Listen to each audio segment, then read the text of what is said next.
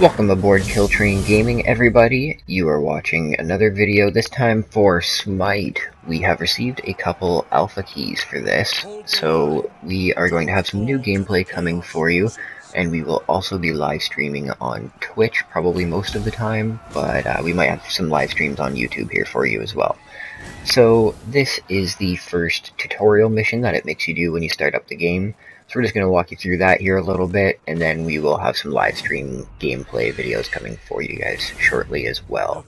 So we just received these alpha keys today, so we're just jumping into it here. Neither of us have ever really played Smite. I think I played about one match or so when it originally came out for PC, but I since just don't have my gaming rig anymore. So this is now coming out for PS4. This is an alpha. So here in the tutorial mission, you jump in as the god Neith. It's just showing us how to do some movement here. I take some time to read that little menu on the left there, and then get to this point here. So it takes us to the end of the bridge here, and just kind of walks us through some of the basic mechanics of the game. Now, if you don't know Smite at all, it is a MOBA, very similar to Dota and League of Legends. If you haven't heard about those, then definitely look them up because they are huge.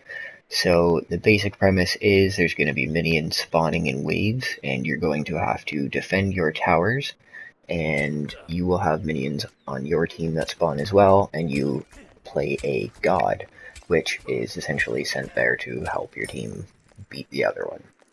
So here is the basic attacks. You're just going to press R2, not hold it, in order to use your basic attacks. It shows a little line in front there for this god where it's going to hit with her bow. And then you'll notice in the bottom you have your green health bar and your blue mana bar. So it just explains there, as you defeat minions, you're going to earn experience to level up skills. They will be in the bottom right of your display there, and you have to hold L1 and press the appropriate button to unlock a skill. And then you'll see in a moment here it teaches us how to use it. You end up pressing the button in the bottom right displayed above the skill there. So in this case we unlocked the ability at square, and it will show you here, it places a little icon on the ground to show you where it's going to hit, and it will highlight the enemies as well. So you can tap square once to bring up the highlight, and then tap it again to use the skill. So whichever button for the skill that you're using, just tap it once, and then tap it again to use it. And that explains here that if you go back to your fountain, that is where the shop is. You'll regenerate health, things like that. You can at any time press down on your directional pad, and that will take you back to your fountain. So once we get here, we will open up the shop and take a look at some of the items it wants us to purchase. You can read the menu on the left there just to kind of see what's going on. That's what I'm doing here. And as I'm standing there, my god just kind of plays a little air guitar there on her bow. So we bring up the shop here, and these are the recommended items that it generally, you're going to want to purchase these when you start. So it tells us here that we are going to want to purchase the sword in the top left, the light sword. And then when you go to purchase it, it shows how you can upgrade it and what you can upgrade it to, how much it'll cost, things like that later in the match, if this match was to go a little bit longer. Now it's asking us to purchase a relic here. You'll notice in the bottom left it has a relic icon for your currently equipped relic. If you have more than one, you can switch them. But we'll go up and we'll buy that relic here, and that'll get inserted into that slot.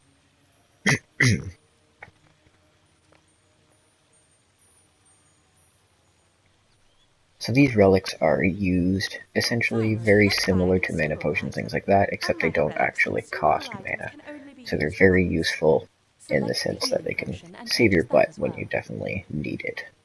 And then, of course, the last thing is consumables, so we're going to buy a healing potion here, just in case things get a little bit hairy. So now that we have those, next cutscene is going to start here, and we have some minions spawning, and a tower to go defend. So we'll head out that way, and start killing some minions, just to make sure our tower's okay. Your middle tower So the point of this essentially is to push back the enemy team's minions and destroy their Titan in their base. So once we have these minions destroyed here, we'll get another cutscene and we'll push forward a little bit.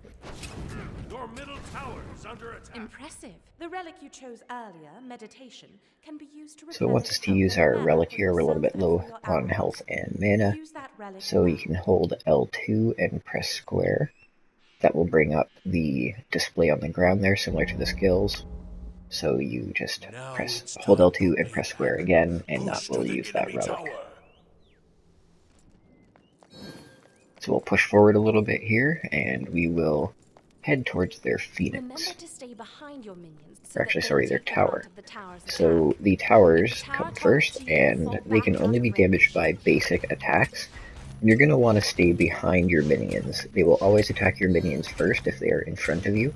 But if your minions do go down, they will target you, and they do hurt quite a bit. So you're going to want to stay behind your minions just to make sure that they're not targeting you.